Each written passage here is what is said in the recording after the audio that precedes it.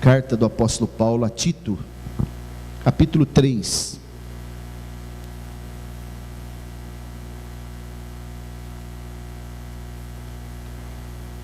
Versículo 1 em diante.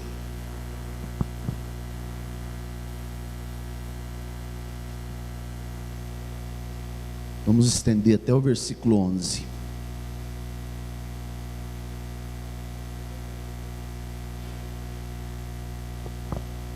Glória a Deus.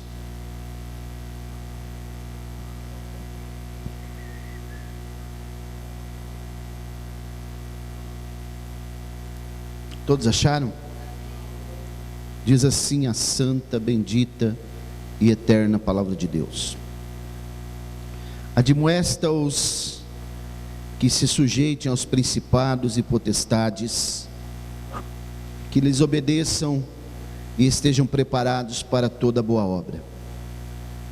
Que a ninguém infamem, nem sejam contenciosos, mas modestos, mostrando toda a mansidão para com todos os homens. Porque também nós éramos no outro tempo insensatos, desobedientes, extraviados, servindo a várias concupiscências e deleites, vivendo em malícia e inveja, odiosos, odiando-nos uns aos outros. Mas quando apareceu a benignidade e caridade de Deus, nosso Salvador, para com os homens, não pelas obras de justiça que houvéssemos feito, mas segundo a tua misericórdia, nos salvou pela lavagem da regeneração e da renovação do Espírito Santo, que abundantemente Ele derramou sobre nós por Jesus Cristo, nosso Salvador, para que, sendo justificado pela sua graça, sejamos feitos herdeiros, segundo a esperança da vida eterna. Fiel é a palavra, e isto quero que deveras afirmes, para que os que creem em Deus procurem aplicar-se às boas obras.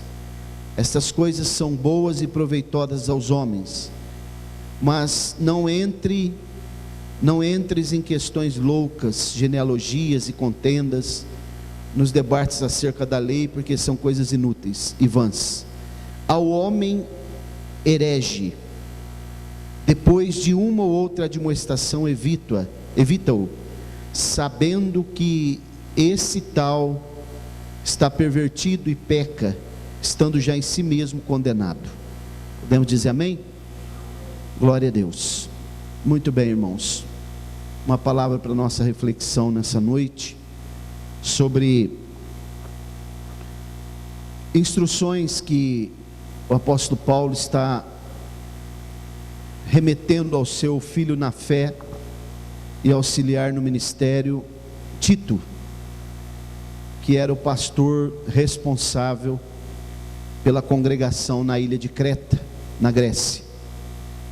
E ele vai dizer para Tito, no capítulo 1, que ele deixou ele em Creta para que colocasse as coisas restantes em boa ordem e estabelecesse presbíteros de cidade em cidade, para que a obra se expandisse. E depois de várias instruções que ele dá sobre o ministério, essa carta é uma carta pastoral, juntamente com as outras duas, 1 Timóteo e 2 Timóteo, são cartas pastorais, que nos traz instruções, orientações acerca do ministério e da conduta cristã.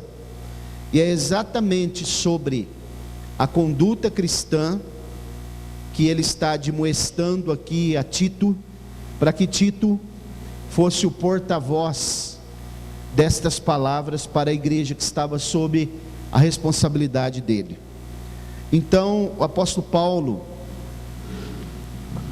ele preparava os obreiros, colocava eles lá para que eles fossem seus representantes ali nas congregações.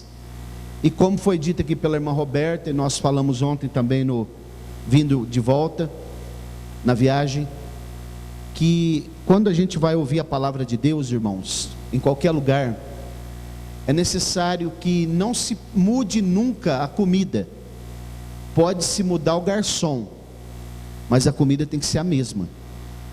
Porque é claro que o cardápio é variado da palavra de Deus. Entretanto, percebe-se o tempero, percebe-se a maneira com que essa comida é feita, né? E a maneira com que ela é servida. Que tipo de comida é essa?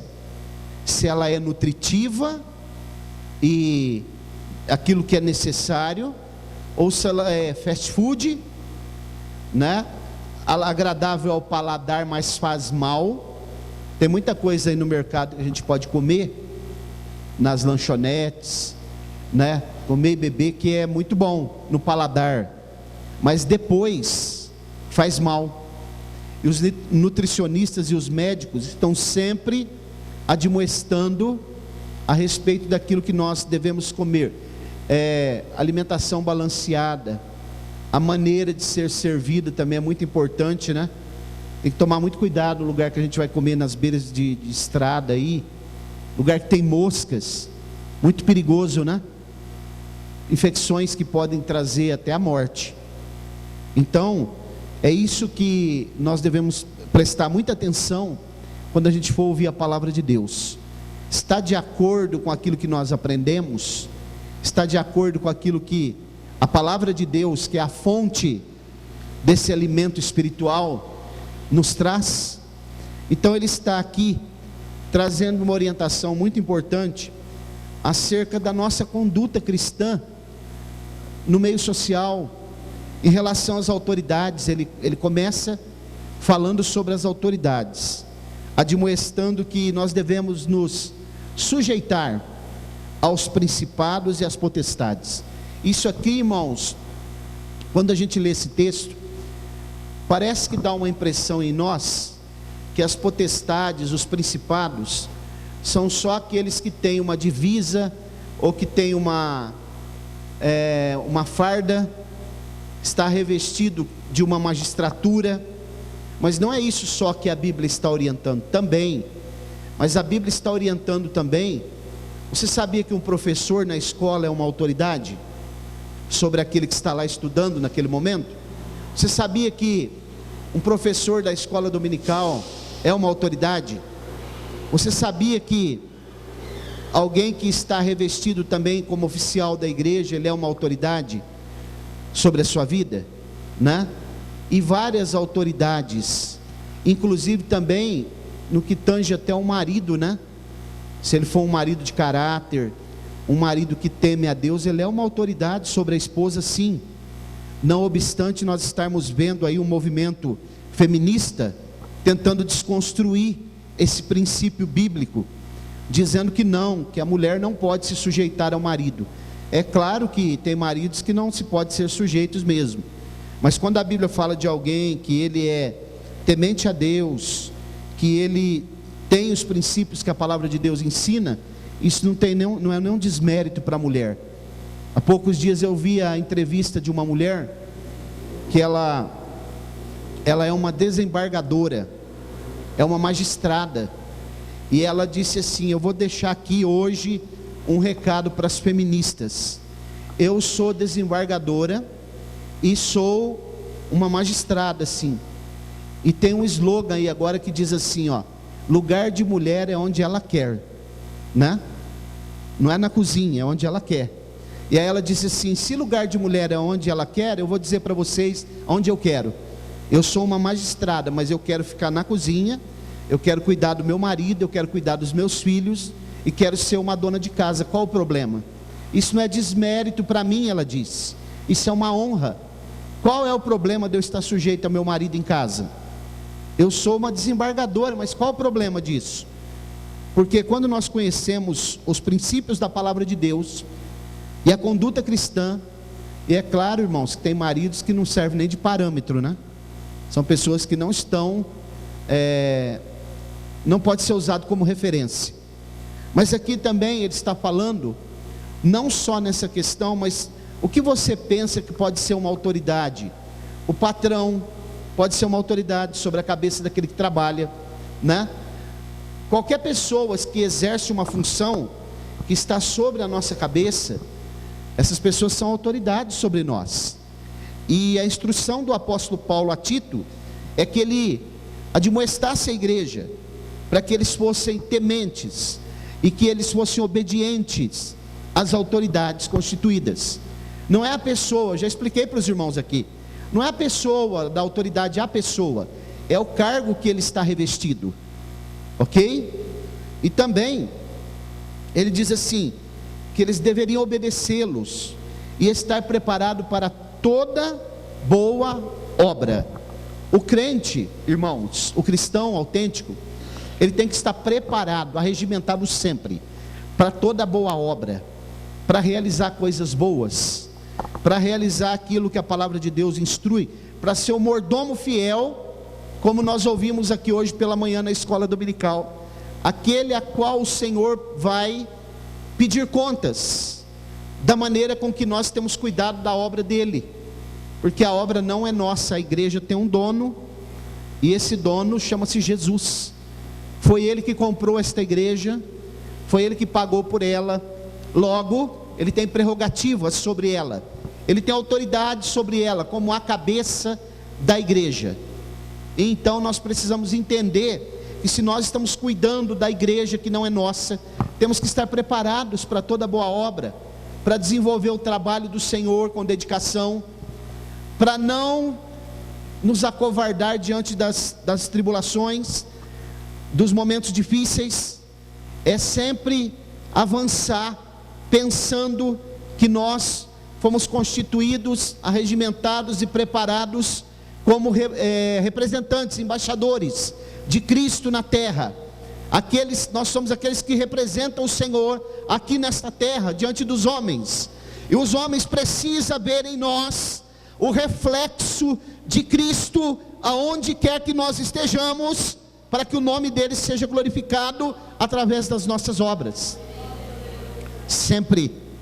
Agora, se eu sou um cristão, e eu trabalho num lugar, ou se eu estou estudando em um lugar, ou se eu apoio o meu filho quando ele desrespeita a professora, se eu estou contra a professora quando ele corrige o meu filho, e ainda diz assim, não, culpado é a escola, culpado é o professor, culpado é isso, nós estamos criando comandantes para querer mandar no mundo, e achar que todos devem estar sujeitos a eles, e estamos na contramão daquilo que a palavra de Deus nos ensina. Irmãos, quando eu comecei na igreja, quando eu cheguei na igreja, mais ainda no ministério depois, uma das primeiras coisas que eu aprendi foi que toda criança, todos os pais, quando ele tem uma criança, os pais tiveram um bebê, eles vão esperar um tempo, vão levar até a igreja e vão fazer aquele procedimento que os irmãos já sabem. Nós não batizamos criança porque a criança não está preparada para ser batizada, mas nós apresentamos na igreja diante do Senhor, para que o Senhor cuide daquela criança. E depois é imprescindível, você que tem filho pequeno, ouça o que eu vou te dizer aqui nessa noite, coloque o teu filho em contato com as autoridades e diga para ele, essa pessoa é uma autoridade, meu filho, seja o pastor da igreja, seja o professor da escola dominical, seja a professora dele, lá desde da pré-escola e assim por diante, qualquer pessoa que tem uma autoridade, qualquer pessoa que foi delegado para ele ser autoridade, ensine a tua criança, mostre para ela que ela deve obedecer às autoridades, ensina, Provérbios 22:6, ensina o menino no caminho que deve andar, e quando estiver velho não se desviará dele. Precisa mostrar, interagir ele. As pessoas não fazem mais isso, não interagem mais, pelo contrário, fala mal das autoridades perto das crianças, e as crianças vão pegar aversão às autoridades, sempre. Então é necessário fazer isso. A Bíblia diz também aqui nessa instrução, que a ninguém infamem, nem sejam contenciosos, mas modestos. Os irmãos sabem o que é uma pessoa modesta? É uma pessoa que não ostenta, uma pessoa que sabe ter simplicidade, sabe ficar no seu lugar, não infama contra outras pessoas, né? Mostrando toda a mansidão para com todos os homens. Isso aqui nós não estamos falando aqui para vocês que não se deve defender o evangelho, mas a mansidão no trato, nas respostas, na maneira de conversar, né? A maneira que você tem um encontro com alguém na rua, o contato que nós temos com as pessoas, mansidão em qualquer departamento que nós estivermos, não ser autoritário. Eu tive a oportunidade de ir com uma pessoa, em algumas vezes em lojas, aqui em Colina e em Barretos, uma pessoa que já não congrega aqui conosco mais. Irmãos, dá vergonha entrar na loja com aquela pessoa, a arrogância que ele tem para comprar as coisas, a maneira que ele trata os vendedores da loja, né? Um dia eu fui com ele lá em Barretos, saí até de perto, porque a maneira que a pessoa trata o vendedor da loja, numa arrogância, prepotência, né? Parece que ele está revestido de um poder absoluto. Então eu fiquei pensando, a gente tem ensinado, tem mostrado. Você vai numa loja, as pessoas te atendem, às vezes você nem vai comprar, mas se você for bem recebido naquela loja, às vezes você acaba comprando. Mas eu também preciso tratar as pessoas lá, né, bem. Não precisa chegar lá e quebrar tudo lá, né? Tempo atrás aí eu comprei algo e precisei trocar. Eles não queriam trocar. Se eu tivesse quebrado tudo lá, talvez não teria conseguido. Mas foi conversando, né, requerendo o meu direito, falando baixo, e eles acabaram trocando para mim. Então isso a Bíblia nos instrui também. A Bíblia diz também que, porque também nós éramos noutro tempo, não é agora. Agora nós não podemos ser mais. Se tem alguém que diz ser cristão, mas ele está praticando as mesmas coisas de outro tempo, sendo insensato, né? O insensato é aquele que não tem direção, é aquele que não faz as coisas com coerência, é aquele que leva... Os irmãos já viram um ditado aí fora, diz assim, empurrando com a barriga? Isso é característico do insensato, irresponsável. Ele não assume os seus erros, ele sempre quer transferir os erros dele para os outros, dizendo que foi fulano que foi culpado. E os irmãos sabem que isso começou lá no Éden, quando o homem caiu. Os irmãos se lembram que Deus, ao pedir... Isso aí é insensatez, ó. Pessoas que não respeitam a igreja, são pessoas insensatas. Os irmãos se lembram que quando Deus foi pedir contas para Adão e Eva daquilo que eles tinham feito, eles começaram a transferir a responsabilidade para o próprio Deus, não assumindo aquilo que eles tinham feito. Isso é insensatez, né? O insensato, ele não pensa o que ele vai fazer, ele nunca pensa para tomar algum tipo de atitude, ele toma atitude nas emoções, ele anda por veredas tortuosas, ele se aproxima do perigo com muita facilidade, não consegue discernir o perigo. E a Bíblia diz, Paulo está dizendo, em outro tempo nós éramos insensatos, não tínhamos coerência, não éramos controlados, desobedientes, extraviados. Sabe o que é uma coisa extraviada?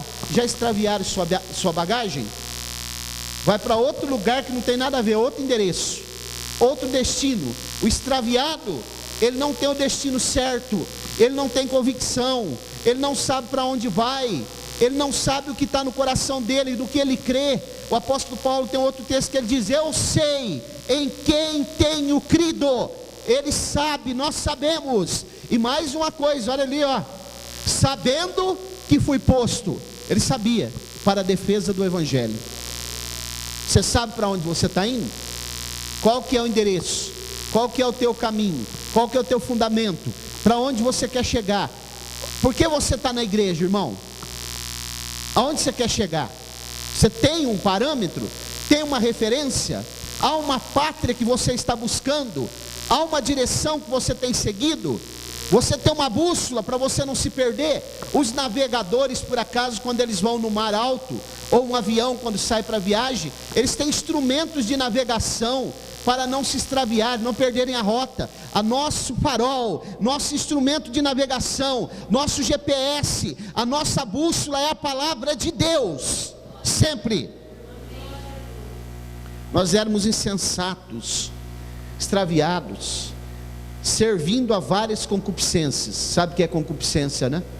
Desejo exacerbado, apetite desordenado, deleites, prazeres aí de fora, né?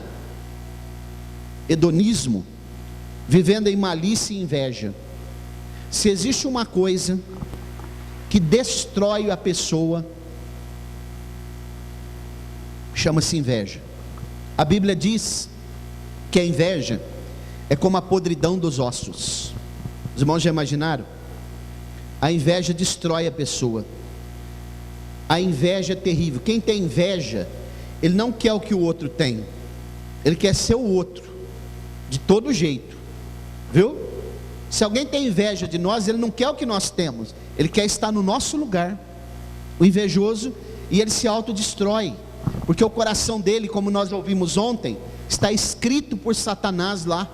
É página de escrita de Satanás, de narrativas, né? De Satanás, como nós ouvimos lá ontem. A inveja, odiosos, odiando uns aos outros. O ódio, irmãos, é algo que faz mal mais para a pessoa que está sendo, que odeia, do que para aquele que está sendo odiado, porque ele não tem paz, ele alimenta 24 horas por dia o ódio contra o outro. Isso é terrível.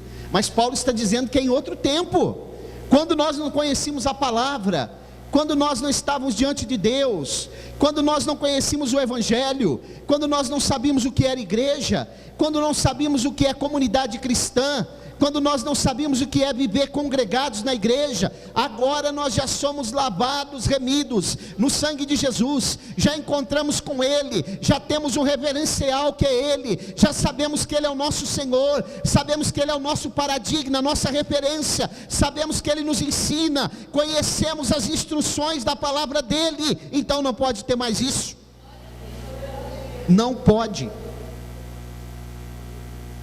Versículo 4: mas quando apareceu a benignidade e a caridade de Deus é o amor na prática, nosso Salvador para com os homens, não pelas obras de justiça que houvéssemos feito, porque ninguém de nós que está aqui hoje merecemos a salvação, que a nossa justiça é muito espúria.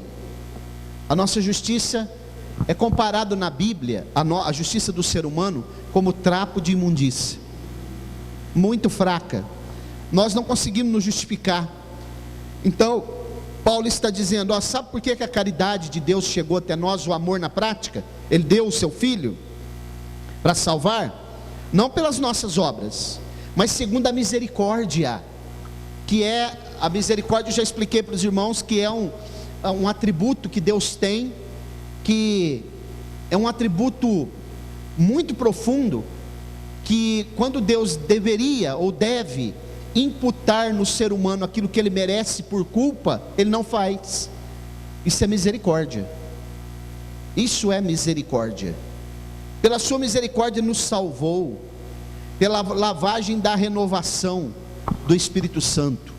Fomos lavados pela palavra de Deus, através da mensagem do Evangelho que o Espírito Santo projetou no nosso coração. O Espírito Santo usou alguém para que falasse do Evangelho para nós, e nessa noite o Espírito Santo está falando conosco aqui. Quem tem ouvidos para ouvir, ouça.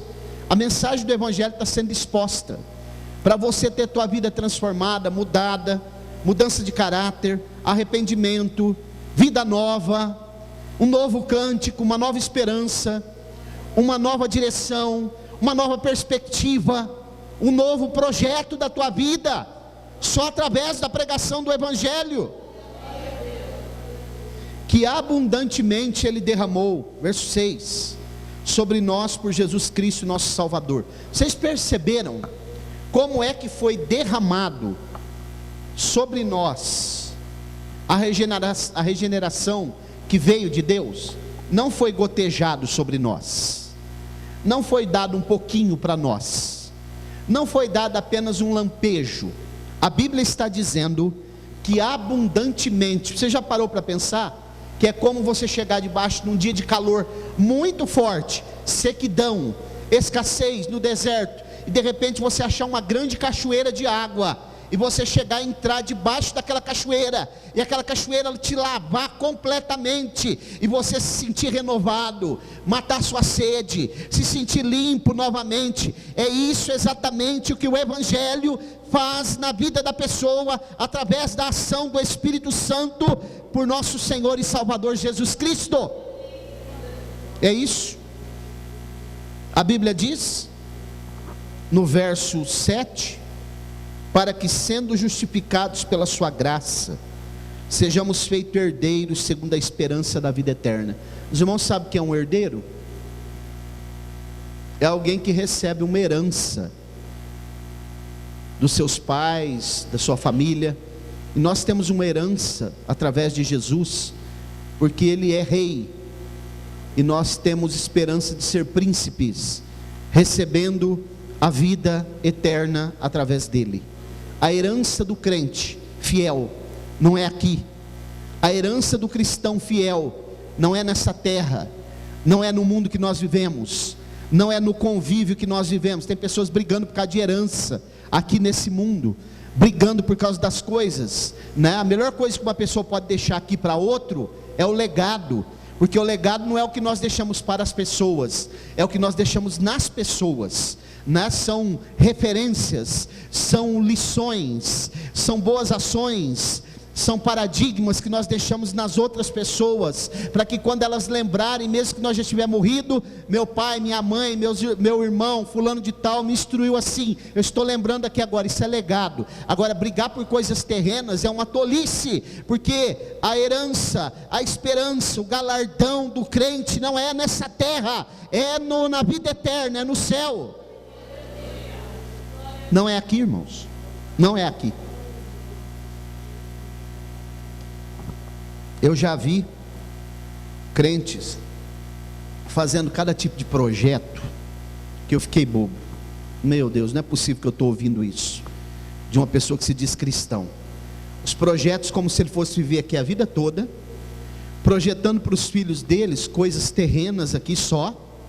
É claro, irmãos, nós sabemos, quem mora aqui na terra tem que estudar, tem que se preparar, tem que fazer uma faculdade se puder, tem que trabalhar mesmo, tem que, se puder, subir de cargo na empresa. Tudo isso deve ser feito, é salutar. Nós estamos no mundo dos homens ainda, mas a nossa esperança, a nossa projeção maior, a nossa herança, a nossa esperança futura, aquilo que nós temos que fundamentar e ter como foco, não é aqui. Aqui é coisa passageira, estamos aqui de passagem, é vida eterna, é a eternidade com Cristo, que só se alcança através da conversão, da regeneração, que é proveniente do Senhor Jesus Cristo. Verso 8, fiel é a palavra. Ele está dizendo aqui, ó Tito, fala para eles, que essa palavra não é minha, ela é fiel, ela não volta atrás, ela não cai, ela não se esvai, né? Ela não se esvanece, ou desvanece, ela não murcha, ela não seca, ela não se acaba, ela não vai passar, ela não vai ser esquecida, ela não pode ser adulterada, ela não pode ser mudada pelos homens, ela não pode ser colocada num canto como algo secundário. Esta palavra não pode ser maculada pelos homens. Essa palavra, ela não pode ser falsificada. Essa palavra, ela não tem sofismas, ela não pode ser, ela é insofismável. Essa palavra, por mais que a combatam e tentem provar que ela é mentira, ela é verdade. Ele está dizendo, Ele é fiel. Prega esta palavra para eles, eles entenderão. Se eles praticarem, a vida deles vai ser sólida na presença do Senhor. Por isso que eu estou dizendo, muda o garçom, mas não pode mudar a palavra. Se você for em qualquer lugar, irmão, acorde. Isso aqui é de Deus para nós nessa noite. Qualquer lugar que você for, que se diz cristianismo, se mudar essa palavra aqui, sai fora. Porque não pode, não é de Deus. A palavra já está fechada, o cânon já está fechado. A palavra é fiel, a palavra é verdadeira, a palavra é justa, e ela tem o que nós precisamos. Glória a Deus. E isto quero, deveras afirmes. Ele está dizendo, ô Tito, eu quero que você afirme isso. Não é para falar sem ter certeza. Não é para falar eu acho, igual nós ouvimos ontem, né, de uma pessoa. Eu acho, né? Você, ele falando de outras religiões, e ele falou eu acho. Quando você coloca eu acho, você está colocando em dúvida. Não tem certeza. Não tem certeza. Ele está dizendo afirma. Fala para eles. Fala com certeza. Fala com convicção, com exatidão. O que eu estou falando para você, Tito, passa para a igreja, porque é verdade. Para que creem em Deus, procurem aplicar-se a boas obras. Estas coisas são boas e proveitosas aos homens. Aplicar-se a boas obras. O que tem de pessoas, irmãos, e muitas aqui até frequentam igrejas, que estão aplicadas em fazer coisas ruins. Olha, não dá nem para enumerar, né? Maquinando coisas ruins, como nós ouvimos lá ontem, engendrando o mal contra o seu próximo, né? A mente dele é uma oficina, onde Satanás trabalha para engendrar projetos contra o seu próximo, contra o seu irmão, até dentro do âmbito da família. Isso tem, irmãos, demais. Pessoas que estão com o coração maculado. A Bíblia fala de um homem chamado Simão, no livro dos Atos dos Apóstolos. Simão o mágico. Mágico é coisa antiga, viu? Ele tentou comprar o dom do apóstolo Pedro, e o apóstolo Pedro disse para ele: Simão, você não tem parte nem sorte nesse ministério, porque o teu coração é sujo. Teu coração está sujo, está engendrando coisas ruins.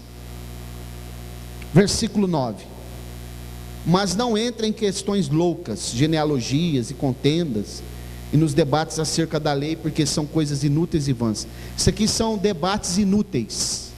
Sabe aqueles debates que nunca vai levar a nada? Você vai debater, e não vai levar a nada, porque você não vai conseguir convencer a outra pessoa. E Jesus falou uma coisa, irmãos, que é muito, a gente tem que refletir, que nós não devemos jogar pérolas aos porcos. Você tem que falar de Jesus para alguém. Por exemplo, aqui nesse contexto aqui agora, ele vai falar sobre pessoas hereges, pessoas que estão no âmbito das seitas. Você fala uma vez, duas, três, não fala mais, que é jogar pérolas aos porcos. E há debates que são, por exemplo, genealogias extensas, né? acerca da lei, coisas muito extensas, porque você pode falar de Jesus para a pessoa, e ensinar as pessoas acerca de algumas coisas que são básicas para ela vir para a igreja. Quando ela chegar na igreja, aí ela vai ser discipulada, ela vai aprender aquilo que é sistemático, aí genealogias e outras, a lei, que é muito importante.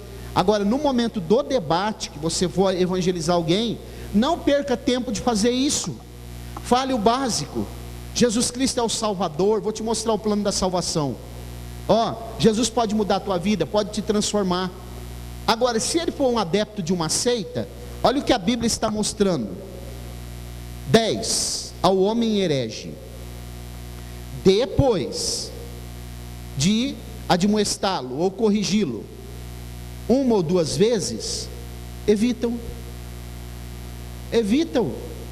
porque não vai trazer nenhum benefício, vai criar contendas, né? sabendo que esse tal está pervertido e peca, estando já em si mesmo condenado. Sabe por que ele não dá ouvido? Porque ele já está condenado nele mesmo. O coração dele está maculado. Inclusive ontem foi citado lá, os irmãos devem se lembrar bem, daquele livro antigo, O Coração do Homem, né? Um livro bem antigo, muito bom aquele livreto, mostrava a situação do coração do homem antes de Cristo. Tinha tartaruga lá dentro, né? Pavão, leão, cobra, uma série de animais simbolizando tudo aquilo que não presta. Aí depois, quando ele encontra-se com Jesus e o Espírito Santo faz morada no coração dele, o semblante dele muda e o coração dele fica limpo. Eu já expliquei para os irmãos aqui várias vezes que nós temos 2 véus, o ser humano. Quantos véus? 2. Um véu, ele está entre a nossa alma e o nosso espírito, é o nosso coração. E o outro véu está entre a alma e o corpo, que é a nossa mente. Isso é muito sério, irmãos. Nisso daí, nesses 2 véus, envolve tudo aquilo que o ser humano faz, aquilo que nós ouvimos, se nós colocamos em prática ou não. Se a palavra de Deus não transpor esse véu, não vai acontecer nada. Agora, se as coisas ruins também transpassarem esse véu, vai acontecer coisas ruins. Começa na mente, depois desce para o coração. Embora a palavra coração na Bíblia, ela apareça algumas vezes também como mente, né? Coração e rins, no conceito judaico, está falando também da mente. Mas o nosso coração, ele tem algo, o coração na sua essência é mais profundo. Não é só esse órgão que fica bombeando sangue. É algo que está ligado com o âmbito espiritual, né? A esfera espiritual do ser humano. Então, olha o que a Bíblia está nos instruindo nessa noite sobre a nossa conduta. E aí eu pergunto, já estou indo para o fim. Só uma reflexão. Qual o tipo de conduta que nós estamos tendo por aí? Na família, nos lugares onde as pessoas estão nos vendo. Outra coisa, irmãos, que o Espírito Santo está falando no meu coração aqui agora, para que eu fale para os irmãos. Nós precisamos aprender uma coisa que às vezes nós não conseguimos fazer nunca. Nós somos servos de Deus, sim ou não? Nós cremos no Deus vivo ou não? Ele está vivo? Sim. Tem até um filme, né? Deus não está morto, Ele é vivo. Se Ele é vivo, se Ele é soberano, se Ele está no controle absoluto de tudo, por que será que nós nunca conseguimos colocar tudo aquilo que envolve a nossa vida sob os cuidados dEle e deixar Ele resolver? Nós sempre queremos atropelar, sempre queremos ir adiante, sempre queremos tomar decisões precipitadas, e sempre ficamos em conflito. Às vezes nós não sabemos o que nós queremos. Se está na mão dEle, se Ele cuida, se Ele é o Senhor, se nós cremos que Ele é vivo, ou vocês creem que nós servimos o Deus falho? De vez em quando Ele perde o controle da situação, né? De vez em quando ele se atrapalha nas resoluções, não é? De vez em quando Ele tem que refazer os cálculos daquilo que Ele ia fazer, porque ele se equivocou. De vez em quando Ele tem que pesar de novo lá na balança, que Ele já se equivocou. É isso, irmãos. De vez em quando Ele tem que consultar algum dicionário para ver se a palavra que Ele falou não está equivocada. Deus não é como os homens. Deus não precisa de dicionário. Deus não precisa consultar balança comercial. Deus não precisa consultar os livros. Deus não precisa consultar os anais da história, porque Ele escreve a própria história. Ele é a própria história.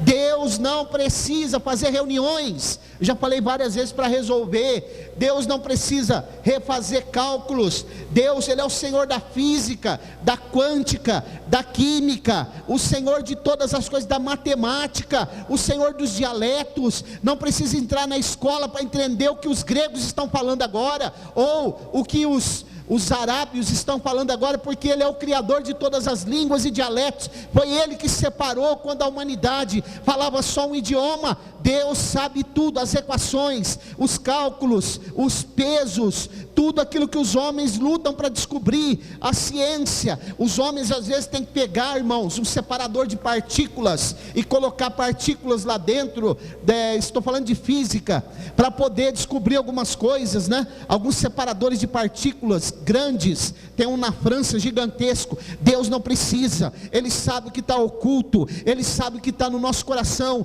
Ele sabe até o que está nesse momento se passando no universo, dos micro-organismos, das bactérias, dos fungos, das formigas, das abelhas, dos maribondos. Deus sabe tudo o que se passa no mundo animal, vegetal e também no mundo mineral, porque é tudo dele, está nas mãos dele. Então descansa, coloca na mão dele, deixa ele resolver, deixa ele fazer, deixa ele te orientar nessa noite. Apenas seja fiel, tenha uma boa conduta e deixa que Deus faz o que você não conseguir. Coloque-se de pé, por favor.